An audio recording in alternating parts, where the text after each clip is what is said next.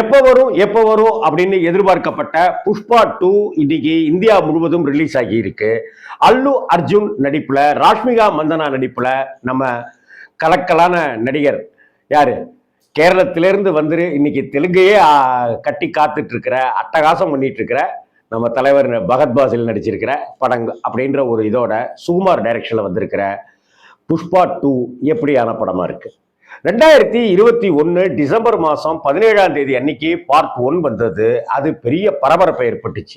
இன்னும் சொல்லப்போனால் அந்த பாடல்களே அந்த படத்தை ஒவ்வொரு லாங்குவேஜுக்கும் தூக்கி கொண்டு போகிற படமாக இருந்துச்சு. இங்கே இன்னைக்கு டிசம்பர் 5ஆம் தேதி அன்னைக்கு அந்த படம் இதே போல் டிசம்பர் மாதத்திலே ரிலீஸ் ஆகியிருக்குங்கிறதும் ஒரு ஒற்றுமை தான். 3 ஆண்டுகளுக்கு பிறகு பார்ட் 2 வந்திருக்கு. இந்த பார்ட் 2ல புஷ்பா ஃப்ளவரா என்ன செய்கிறாரு அப்படின்றத பார்க்கலாம். இந்த படத்தை பொறுத்த வரைக்கும் அந்த செம்மர கடத்தல் தான் இந்த படத்துலையும் பேஸ்.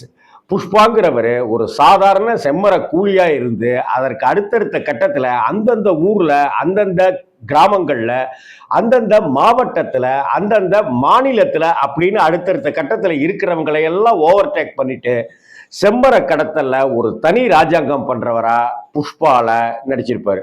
புஷ்பான்னா ஃப்ளவர் இல்லடா ஃபயரு அப்படின்னு சொல்லியிருப்பாரு. அந்த படத்தினுடைய கிளைமாக்ஸ்ல பகத் பாசில் வருவாரு. அப்ப பகத் பாசிலுக்கும் அவருக்கும் நடக்கிற ஒரு பிரச்சனை, ஒரு போராட்டம். அதுல புஷ்பான்னா ஃபயர் இல்லடா, ஃப்ளவர் இல்லடா, பிராண்டு அப்படின்னு சொல்லி, ஒரு சட்டைக்கு பிராண்டு இருக்கு இல்லையா பின்னாடி, அது மாதிரி பிராண்டு அப்படின்னு சொல்லுவார். கிட்டத்தட்ட ஏன் பிராண்டு அப்படின்னு சொல்லி பார்ட் 2 முடிச்சாங்க, பார்ட் 1 முடிச்சாங்க.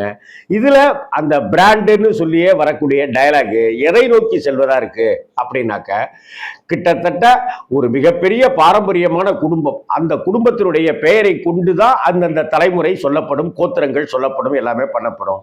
ஆனா ஒருத்தருக்கு 2வது மனைவியாக வாக்கப்பட்டு அதன் மூலமாக பிறந்த புஷ்பாவை அந்த சொந்த பந்தங்களே ஒதுக்கி வைக்குது. அதனால அந்த ஊர் அவருடைய ஜாதி அடையாளத்தை அவர் சொல்ல முடியல. அந்த வலியும் வேதனையும் மட்டும் அவருக்கு இருக்கு. எத்தனையோ பேரை தூக்கி அசால்ட்டா அடிக்கிற அல்லுவுக்கு இங்க அல்லு விடுற விஷயமாவே அந்த ஜாதி பிரச்சனையாவே இருக்கு.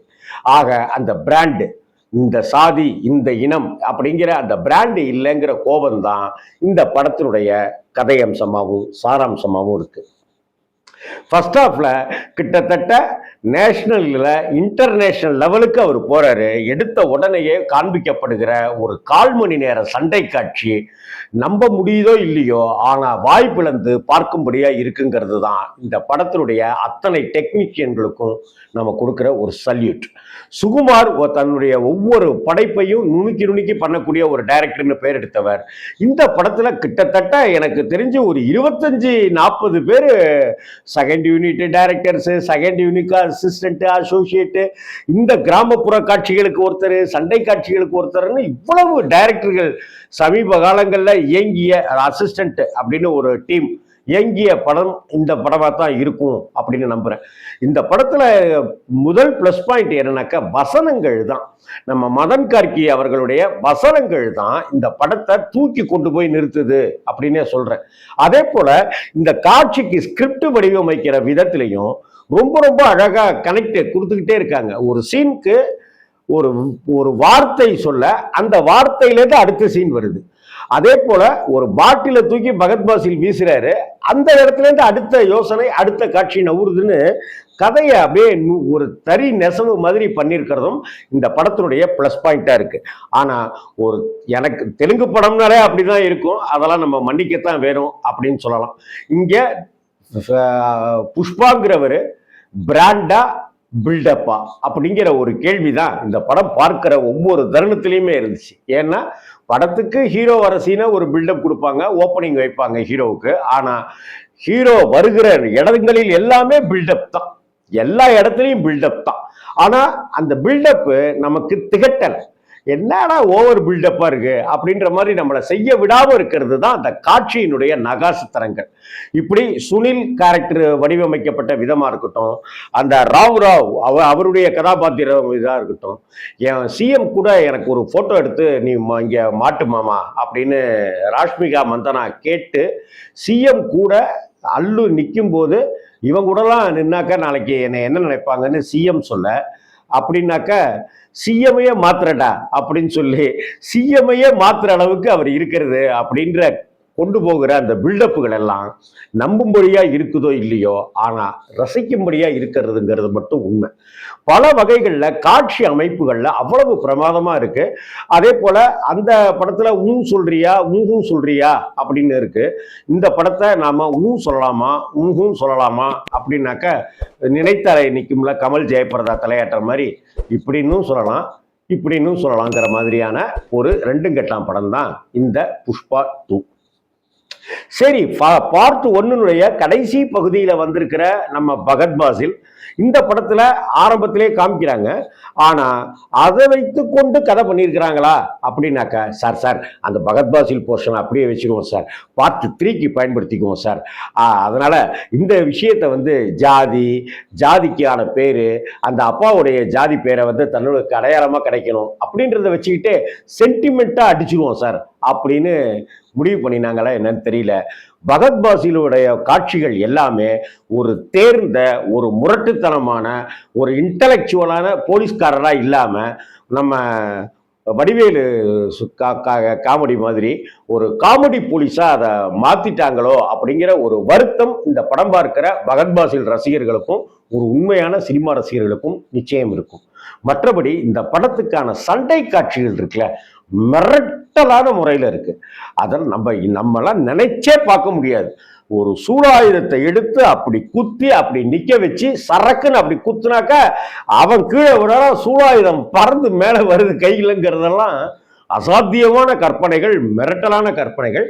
ஆனா ஃபர்ஸ்ட் ஜப்பான்ல நடக்கிற அந்த சண்டை காட்சிகளா இருக்கட்டும், பெண் வேடமிட்டு கொண்டு சாமி ஆட்டம் பாடுகிற அந்த இடத்துல நடக்கிற ஒரு ஃபைட்டா இருக்கட்டும், இது மாதிரி பல இடங்கள்ல சண்டை காட்சிகள் இந்த படத்துக்கு பீட்டர் ஹெயின் மாஸ்டர் உட்பட நிறைய பேர் ஒர்க் பண்ணியிருக்காங்க, நிறைய ஸ்டண்ட் மாஸ்டர். அந்த அத்தனை ஸ்டண்ட் மாஸ்டருக்கும் நம்ம பாராட்டுகளை தெரிவிச்சுக்கோம். தேவி ஸ்ரீ பிரசாத்தினுடைய இசையும் சில இடங்கள்ல கூடுதல் பின்னணி இசைன்னு டைட்டில் சாம் சிஎஸ் பேர் வருது. அவங்களுடைய இசையுமே நல்லா இருக்கு. இந்த படத்துல பின்னணி இசை முக்கியமான பங்கு வகிக்குது. அதே போல யானை வர காட்சிகள் எல்லாம் சிஜி ஒர்க்கு அப்படிங்கிறது பல்லிழிக்கிற வகையில தான் இருக்கு, அதையும் நம்ம சொல்லணும். மற்றபடி இந்த படத்துலையும் ஒரு அந்த ஐட்டன் டான்ஸ் மாதிரி ஸ்ரீலீலான்னு ஒரு நடிகை வச்சுக்கிட்டு ஐட்டன் டான்ஸ் கொண்டு வந்திருக்காங்க. இன்ஃபேக்ட் அப்படி அந்த ஐட்டம் டான்ஸ் பார்ட் 1 சமந்தா ஈர்த்த அளவுக்கு இது அந்த அளவுக்கு ஒன்று ஈர்க்கவும் இல்லை. இந்த படத்துக்கு அது அவசியம் இல்லை. ஆனால் இதெல்லாம் வச்சுக்கலான்ட்டு எடுத்திருக்காங்க அப்படின்னு தான் தோணுது.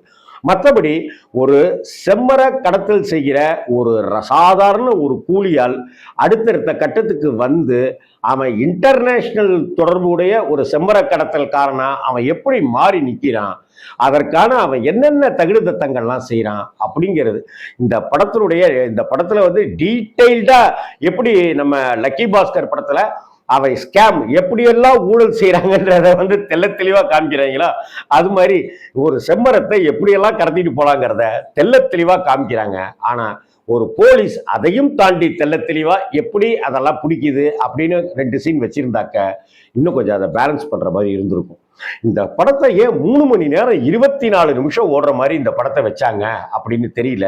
கொஞ்சம் நீளத்தை குறைச்சிருந்தாக்க புஷ்பா ஒன்றும் கோச்சிட்டு இருக்க மாட்டாரு. புஷ்பா இன்னும் கொஞ்சம் மெருகேறின மாதிரி இருக்குமோ அப்படின்னு தோணுச்சு. ஓடினாள் வாழ்க்கையின் ஓரத்துக்கே ஓடினாள்ங்கிற மாதிரி எப்படா முடியும்னாக்கா அது அப்படியே போய் கடைசியில பார்ட் 3க்கான ஒரு லீடை கொடுத்து அந்த படத்தை நிப்பாட்டுறாங்க. 3 மணி நேரம் 24 நிமிஷம்ங்கிறத அநேகமா குறைப்பதற்கான சாத்தியங்கள் இருப்பதாக நான் நினைக்கிறேன். புஷ்பா 1 ஈர்த்த அளவுக்கு இந்த புஷ்பா 2 ஈர்த்திருக்கா அப்படின்னா நிச்சயமா இல்லை. சரி, புஷ்பா 2 நல்லா இருக்கா அப்படின்னா நல்லா இருக்கு, பாராட்டலாம், ரைட்டு, ஒன்றும் முதலுக்கு மோசம் கிடையாது அப்படின்னு தான் சொல்லணும். தெலுங்கு படம்னா இப்படித்தான் இருக்கும் அப்படின்னு உங்களுக்கு தெரியுமா அப்படின்னா நீங்க தாராளமா புஷ்பா 2 பார்க்கலாம். புஷ்பா 2ல வரக்கூடிய பஞ்சு டயலாக், எத்தனை இடத்துல பஞ்சு டயலாக் அப்படின்னு நீங்க கவுண்டிங்லாம் பண்ணிக்கிட்டு, புஷ்பான்னா ஃப்ளவர் இல்லடா ஃபயரு அப்படி இப்படின்ட்டுலாம் சொல்ற மாதிரி ஜாலியா பேசிட்டு இருக்க முடியும்னு ஆசைப்படுறீங்கனாக்கா, இந்த புஷ்பா 2டைய வசனங்கள் உங்களை கைதட்ட வைக்கும், சிலிர்க்க வைக்கும். இது மாதிரிதான் ஒவ்வொரு காட்சிகளையும் அவங்க பண்ணியிருக்கிறாங்க. சாரி அப்படின்னு கேட்கறதுக்கு உண்டான ஈகோ இருக்குல்ல, சாரி கேட்க கூடாதுன்னு ஒரு தடுக்கிறதுல ஈகோ. அந்த சாரி அப்படிங்கிற வார்த்தைய கேட்கிற இடம் இருக்குல்ல, அந்த கேட்கிற இடமும் கேட்டுட்டு போயிட்டு எல்லாரும் சிரிச்சிட்டு இருப்பாங்களாங்க அப்படின்னு சொல்லிட்டு திரும்ப வந்து பண்ணக்கூடிய விஷயங்கள் எல்லாமே நம்ம தமிழ் சினிமாவிலேயே அது மாதிரி பார்த்துருக்க முடியாத ஒரு அதகல ஆட்டம்னு தான் சொல்லணும். சாரின்னு கேட்கறதுக்கு உண்டான ஈகோ தடுக்கிற விஷயத்த அவ்வளவு அழகா காட்சிப்படுத்தி இருப்பாங்க. இது மாதிரி பல காட்சிகள், ஒவ்வொரு காட்சிகளுமே பிரமாதமா இருக்கு. மொத்தத்துல இந்த புஷ்பா 2 ஒன்றும் வேணான்னு புறக்கணிக்கிற படம் கிடையாது. பரவாயில்ல பார்க்கலாம் அப்படின்னு நினைக்கிற படம் தான். நீளம் அநேகமா குறைக்கப்படும்னு நான் நம்புறேன். வணக்கம். புஷ்பா டீமுக்கு அத்தனை பேருக்குமே ஒரு சல்யூட். ஏன்னா மேக்கிங் ரொம்ப பிரமாதம். வணக்கம்.